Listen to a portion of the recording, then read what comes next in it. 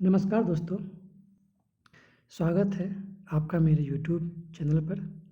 आज हम सब डिस्कस करेंगे यूनिट 4 इलेक्ट्रॉनिक स्प्रेडशीट के एमसीक्यू के बारे में। तो चलिए शुरू करते हैं। आज का हमारा पहला क्वेश्चन है, which of the following technique can be use to allow only date value in cell. यहाँ पर ये पूछा जा रहा है कि डेट वैल्यू के लिए हम लोग कौन सा टेक्निक यूज करते हैं। तो इसमें हमारा 4 ऑप्शन है, data formatting, data sorting, data filtration, data validation.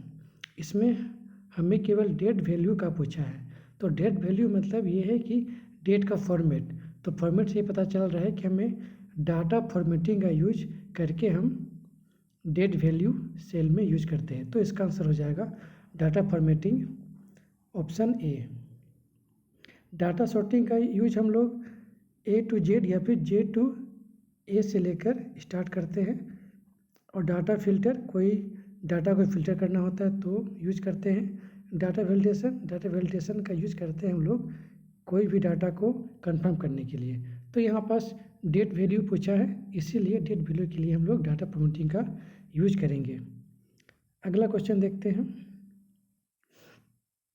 Which of the following option when selected delete all data validation. यहाँ पास बोल रहा है कि इसमें से कौन ऑप्शन होगा अगर हम सारा डेटा वैलिडेशन को डिलीट करते हैं। तो डेटा वैलिडेशन को डिलीट करने के लिए हमें क्या करना होगा, डिलीट फॉर्मेटिंग करना होगा। क्योंकि डेटा वैलिड हो चुका है तो उस डेटा वैलिडेशन को डिलीट करने के लिए हमें डिलीट फॉर्मेटिंग का यूज करके हम डेटा को डिलीट कर सकते हैं। तो इसका सही आंसर हो जाएगा ए। A cell in LibreOffice can be identified by, मतलब LibreOffice में सेल को हम लोग आइडेंटिफाइड करते हैं। जैसा कि हम जानते हैं कि LibreOffice में सेल को रो एंड कॉलम से हम लोग आइडेंटिफाई करते हैं, ओनली नंबर से भी नहीं, ओनली अल्फ़ाबेट से भी नहीं। तो यहाँ पर सी आंसर हो जाएगा, रो एंड कॉलम। अगला क्वेश्चन है, what is the name of mechanism to arrange the data in particular order. मतलब किसी पर्टिकुलर ऑर्डर में हम लोग डाटा को अरेंज करना चाहें तो हम लोग किस ऑप्शन का यूज करेंगे। डाटा अरेंज का मतलब है कि वो या तो असेंडिंग ऑर्डर में हो या फिर डिसेंडिंग ऑर्डर में हो। तो यहाँ पास ए में है सॉर्टिंग। सॉर्टिंग का मतलब होता है कि डाटा जो ए लेटर से शुरू होकर जेड में ख़त्म हो या फिर जीरो से शुरू होकर आगे वो बढ़ते जाए या फिर घटते जाए। बी में है फिल्टर। फिल्टर का है कि हम लोग कोई एक डेटा को चुन के बाहर निकालना। सी में है सर्चिंग उस डेटा को सर्च करना। डी में है वैलिडेशन, डेटा को कंफर्म करना। तो यहाँ पूछा जा रहा है कि हम लोग पर्टिकुलर ऑर्डर में कैसे उसको अरेंज कर सकते हैं। तो पर्टिकुलर ऑर्डर में अरेंज करने के लिए हमारे पास एक ही ऑप्शन है, वो है सॉर्टिंग। तो इसका सी आंसर हो जाएगा ए, सॉर्टिंग। अगला क्वेश्चन है, which of the following is a valid cell address. मतलब सेल एड्रेस का वैलिड सेल एड्रेस कौन सा होता है। तो वैलिड सेल एड्रेस के लिए हम लोग एक्सेल में देखेंगे, सबसे ऊपर कॉलम में ए होता है और रो में 1 होता है। तो सबसे पहले हम लोग कॉलम पकड़ते हैं ए, फिर पकड़ते हैं रो 1। तो इसका सही आंसर हो जाएगा बी, A1। अगला क्वेश्चन है, क्वेश्चन नंबर 6 है, which of the following type of package does Calc refer to. मतलब लिब्रा ऑफिस कैल्क जो है इसमें से कौन सा पैकेज ऑफर करता है, spreadsheet, multi sheet, double sheet या फिर कैन नॉट बी डिटरमाइन। तो इसमें ये स्प्रेडशीट भी यूज नहीं करता, मल्टी शीट भी यूज नहीं करता, डबल शीट भी यूज नहीं करता। ये केवल एक ही शीट यूज करता है, इसीलिए इसको कर सकते हैं D, can not be determine. Question number 7, which of the following is extension of a worksheet created in Calc. Calc में वर्कशीट का एक्सटेंशन क्या होता है। ए में है .ods। .ods ही लिब्रियोफिस कैल्क का एक्सटेंशन होता है।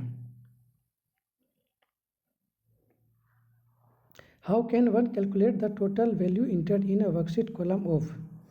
यदि हमें वर्कशीट में पूरे कॉलम का वैल्यू ऐड करना है तो उसके लिए हम लोग क्या करेंगे।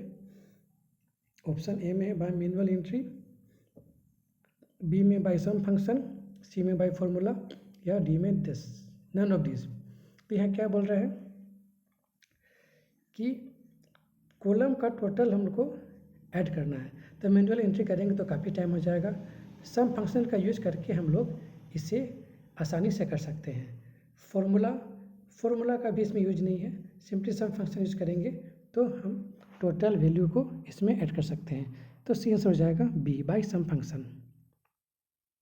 अगला क्वेश्चन है, if we move a cell containing a formula having reference to other cell in the worksheet, what will happen to cell number used in the formula? इसमें ये क्वेश्चन बोल रहा है कि एक सेल में एक फार्मूला है और उसी फार्मूला को हम दूसरे वर्कशीट में अगर लेते हैं तो उस सेल नंबर का क्या होगा। तो पहला ए में है, cell row and column are change as the destination. B में है, the cell row change at the destination, the cell column are change at the destination, no change will occur. तो यहाँ पास क्या है, अगर हम एक वर्कशीट से दूसरे वर्कशीट में फॉर्मूला को रखते हैं तो उसमें केवल कॉलम चेंज होता है, रो चेंज नहीं होता है। तो यहाँ पास क्या है, ए में रो और कॉलम दोनों चेंज है तो ये गलत है, केवल रो चेंज होगा, ये भी गलत है। तो सी में है हमारा, सेल कॉलम सिर्फ चेंज होगा, तो आंसर हो जाएगा C, the cell column are change at the destination. Question number 10 बोलता है, the intersection of a row and column is called. Row and column का इंटरसेक्शन क्या कहलाता है। तो ए में है सीट, सीट पूरे को बोलते हैं, टेबल, टेबल में रो कॉलम होता है वो नहीं कहलाता है। सी में है सेल, तो सेल क्या होता है, जहाँ रो एंड कॉलम एक दूसरे को इंटरसेक्ट करते हैं उसे हम सेल कहते हैं। तो सी आंसर हो जाएगा इसका सेल, सी नंबर। फिर question number 11, a function should start with. अगर हमें एक्सेल में कोई फंक्शन स्टार्ट करना है तो उसको कैसे स्टार्ट करेंगे। ए में है इक्वल साइन, बी में है नंबर, सी में है अल्फ़ाबेट या डी में है ऑल ऑफ दीज। तो हमें कोई भी फंक्शन शुरू करने से पहले सबसे पहले वहाँ बराबर चिन्ह यूज करके कोई फंक्शन यूज करते हैं। तो बराबर चिन्ह हमें केवल ए में दिख रहा है, बी में नंबर है जो कि नंबर से फंक्शन शुरू नहीं होता है, अल्फ़ाबेट से फंक्शन शुरू नहीं होता है। तो हमारा सी आंसर हो जाएगा इक्वल साइन जो कि ए में है, तो सी आंसर हो जाएगा ए। क्वेश्चन नंबर 12 है, which of the following option is use to print a chart. अगर हमें किसी चार्ट को प्रिंट करना है या फिर कोई भी डाटा को प्रिंट करना है तो सबसे पहले हम लोग कहाँ जाएंगे। ए में इंसर्ट चार्ट में जाएंगे, बी फाइल व्यू में जाएंगे, सी फाइल प्रिंट में जाएंगे, डी व्यू और चार्ट में जाएंगे। तो हमें सबसे पहले ये क्या बोल रहा है, चार्ट को प्रिंट करना है, तो हमें जिस फाइल में प्रिंट मिलेगा हमें उसी ऑप्शन में जाना पड़ेगा। तो यहाँ सी में दिखता है, फाइल में क्लिक करेंगे फिर प्रिंट में जाएंगे तो हमारा चार्ट हो जाएगा प्रिंट आउट, तो इसका सी आंसर हो जाएगा C, print. Question number 13, how many axes does chart in Calc have. Calc के पास कितने एक्सेस होते हैं। हम सभी जानते हैं कैल्क के पास एक कॉलम होता है, एक रो होता है।